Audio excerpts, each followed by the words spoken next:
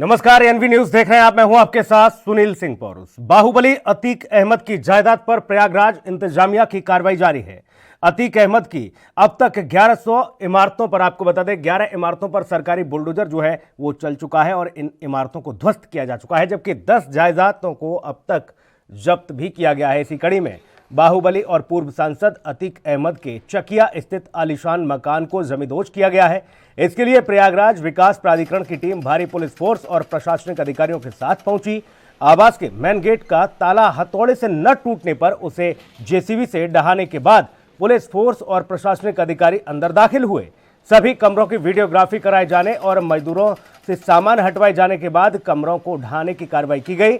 अतीक अहमद के चकिया स्थित आवास की करीब अगर बात की जाए तो 3000 वर्ग मीटर क्षेत्रफल में यह बना हुआ है, जिसे ध्वस्त करने के लिए 4 जेसीबी मशीनें लगाई गई। भारी पुलिस फोर्स और प्रशासनिक अधिकारियों की मौजूदगी में प्रयागराज विकास प्राधिकरण की ओर से यह कार्रवाई की गई।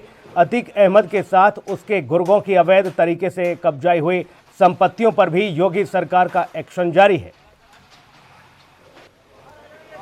ये लगभग 4 बीघे के आसपास का निर्माण है और इसमें उत्तर प्रदेश नगर नियोजन अधिनियम 1973 के सुसंगत धाराओं के अंतर्गत किसी प्रकार का भी मैप सेंसर नहीं कराया गया। पूर्ण रूप से ये अवैध निर्माण है। जैसा कि आप देख रहे हैं, ये दाहिने साइड से 3 मंजिला बिल्डिंग है। एक एक फ्लोर को हम लोग सैनिटाइज करा रहे हैं, ये सुरक्षा का ध्यान रखते हुए कि कोई भी कर्मचारी और इसमें मकान में रहने वाले किसी भी प्रकार की कोई क्षति न हो।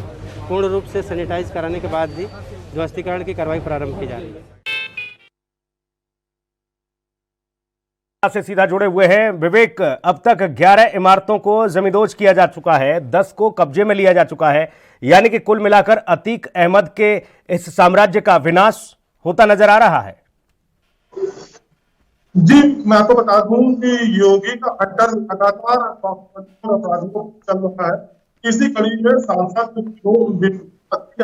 आज इनके चकिया स्थित घर पर लगभग आधा दर्जन बुलडोजर चला है, आधा दर्जन जेसीबी लगाकर बुलडोजर चलाया गया।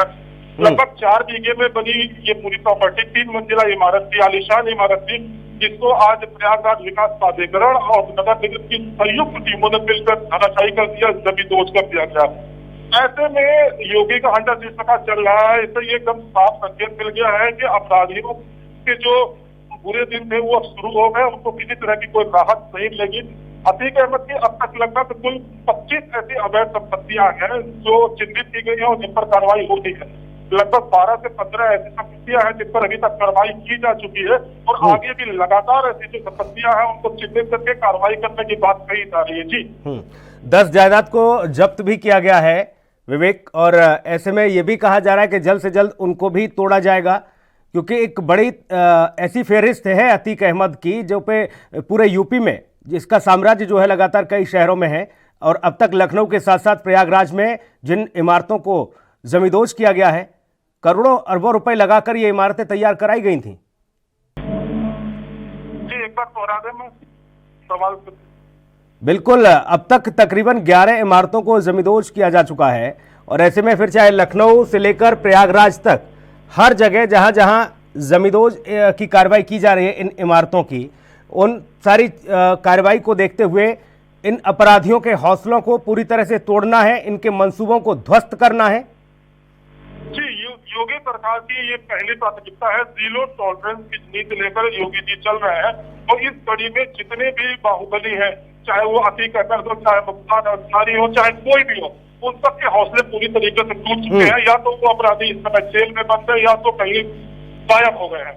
तो ऐसे में जो ये उत्तर प्रदेश सरकार द्वारा ये बाहुबलियों को खिलाफ जो कार्रवाई की जा रही है, निश्चित तौर पर ये इनके हौसले पस्त करेगी और इनके पूरे साम्राज्य को खत्म कर देगी। जी विवेक, अगर सिलसिलेवार तरीके से समझना चाहें इस पूरे कार्रवाई को, चूंकि 4 बीघे में आप बता रहे हैं कि 4 बीघे में ये पूरा साम्राज्य तैयार किया गया था अतीक अहमद का, इसको किस तरह से सिलसिलेवार तरीके से बताएं कि कैसे कैसे तैयारी की गई और कितनी फोर्स वहां मौजूद थी, प्रशासनिक अमला कितना था, पुलिसकर्मी कितने पहुंचे और कैसे कैसे इसे तोड़ा गया, कितनी जेसीबीओं का इस्तेमाल हुआ इसे तोड़ने में? जी, मैं आपको बताऊं, आज सुबह लगभग 12 बजे के आसपास प्रयागराज विकास प्राधिकरण की टीम और नगर निगम की संयुक्त टीम ये दोनों टीम मिलकर पुलिस की भारी मात्रा में पीएससी तैनाती RAF करती, क्योंकि बाहुबली है और वहाँ पे कोई ऐसी घटना न हो पाए। तो प्रशासन ने पूरी मुस्तैदी रखी, लगभग आधा दर्जन JCB लगी इस पूरे मकान को तोड़ने में, और अभी भी कार्रवाई लगातार चल रही है, और अभी भी लगभग पुलिस फोर्स और RAF मौके पे है, जिससे किसी तरह की कोई घटना न हो पाए। जी बिल्कुल, जाहिर तौर पर किसी तरह की कोई घटना ना हो पाए, इसलिए तमाम पुलिसकर्मी भी वहां पर मौजूद हैं। क्या कुछ बताया अधिकारियों ने? वीडियोग्राफी भी कराई गई इससे पहले, यह भी सुनने में आ रहा है, क्योंकि जब इस बंगले को तोड़ने की कार्रवाई शुरू की गई उससे पहले कमरों को खाली कराया गया, उनकी वीडियोग्राफी कराई गई। प्रयागराज प्रशासन के सचिव से हमारी बात हुई, उन्होंने बताया कि ये 3 मंजिला इमारत थी। सबसे पहले टीम में आकर इस 3 मंजिला इमारत को पूरी तरीके से सैनिटाइज कराए, क्योंकि कर्मचारियों को अंदर जाके भी तो ध्वस्तीकरण की कार्रवाई में कुछ काम करना होता है, जिससे किससे कोरोना संक्रमण चल रहा है, कोरोना संक्रमण चलते हर एहतियात जो एहतियात बरतनी चाहिए थी, सारी एहतियातों के साथ फोर्स मौके पर पहुंची और इस 3 मंजिला इमारत को ध्वस्त कराया। जी लोगों में ऐसे में, चूंकि इन लोगों का बड़ा खौफ है, चाहे अतीक अहमद का हो या बाकी मुख्तार अंसारी जैसे ये बाहुबली, ऐसे में वहां के स्थानीय निवासी किस तरह की प्रतिक्रियाएं दे रहे थे? क्या उन लोगों के जहन में, उन लोगों के मन में अब वो डर का माहौल नहीं? क्योंकि इनके साम्राज्य जब खत्म हो रहे हैं तो जाहिर सी बात है कि बाकी लोग खुले में सांस ले सकेंगे। जी निश्चित तौर पे एक बात तो साफ है, ये तो पूरा प्रदेश देख रहा है, पूरे प्रयागराज के वासी देख रहे हैं जिस हिसाब से प्रदेश सरकार इन बाहुबलियों के खिलाफ कार्रवाई कर रही है, तो लोगों से भय तो समाप्त हुआ है, भय तो खत्म हुआ ही है। लेकिन ये भी स्थानीय निवासी हैं जो उनके अगल बगल के रहने वाले हैं, उनकी कोई प्रतिक्रिया खुल के सामने नहीं आ रही है। हाँ, पीछे से वो जरूर कहते हैं कि जो हो रहा है वो अच्छा हो रहा है। जी बिल्कुल, जाहिर तौर पर मंशा अगर साफ है और मंसूबे स्पष्ट हैं आपके, तो जाहिर तौर पर फिर चाहे कितना भी बड़ा बाहुबली क्यों ना हो, उस पर अगर कार्रवाई करनी है तो सरकार उस पर कार्रवाई करके ही मानती है। और ये देखने को भी मिल रहा है, लखनऊ से लेकर प्रयागराज तक अतीक अहमद के अब तक तकरीबन 11 से ज़्यादा ऐसे साम्राज्यों को ध्वस्त किया जा चुका है जो करोड़ों करोड़ रुपए लगाकर तैयार किए गए थे, जो अवैध तरीके से पैसा कमाया गया था, जो जमीन, जो सरकारी जमीन थी, उन पर कब्जा किया गया था। ऐसे में विवेक, लगातार चूंकि आप वहां मौजूद भी हैं, जो अतीक अहमद के गुर्गे हैं उन पर भी कार्रवाई का अब चाबुक चलने वाला है, उन पर भी शिकंजा कसने वाला है। शिकंजा कसने की बात एकदम प्रशासन ने कमर कस ली है और अतीक अहमद के लगभग 4 और 5 ऐसे गुर्गे हैं जिन पर कार्रवाई की जा चुकी है। प्रदेश सरकार और प्रयागराज प्रशासन लगातार उनके गुर्गों, उनके रिश्तेदारों और उससे जुड़े हुए जितने भी लोग हैं जिनके नाम पर ये अवैध संपत्तियां बनाई गई है, उन सबको चिन्हित करने का काम बहुत तेजी से चल रहा है।